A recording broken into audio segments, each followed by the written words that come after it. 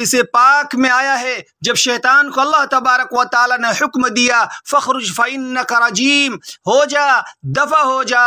دور ہو جاؤ، تو مردود ہے، نکل جا میرے دربار سے، تو شیطان نے اللہ تبارک و تعالی کی جلال اور غصے کی حالت میں مہلت مانگی، کہنے لگا رب انظرنی یوم یبعثون، اے اللہ آپ مجھے قیامت تک کے لیے مہلت دے دیجئے۔ فرمایا انک من المنظرین، تجھے مہلت دے دی۔ تو شیطان نے قسم کھا کر کہا اچھا اس آدم کی وجہ سے مجھے اس دربار سے نکالا گیا ہے، اے اللہ میں اسے گمراہ کروں گا اور ورغلاؤں گا، ولا تجد اکثرهم شاکرین، اے اللہ تو دیکھے گا ان میں سے اکثر تیرے ناشکرے ہوں گے۔ جب شیطان نے قسم کھا کر کہا تو رب کریم کی رحمت جوش میں آئی اور فرمایا شیطان تو قسمیں کھاتا ہے، میرے بندوں کو بہلا کر اور ورغلا کر میرا نافرمان بنائے گا، تو ذرا میری بات بھی سن لے، بتقاضائے انسانیت گناہ کرتے رہیں گے، کرتے رہیں گے، کرتے رہیں گے، لیکن اگر اپنی موت سے پہلے پہلے میرے در پر آ کر سچی توبہ کر لیں گے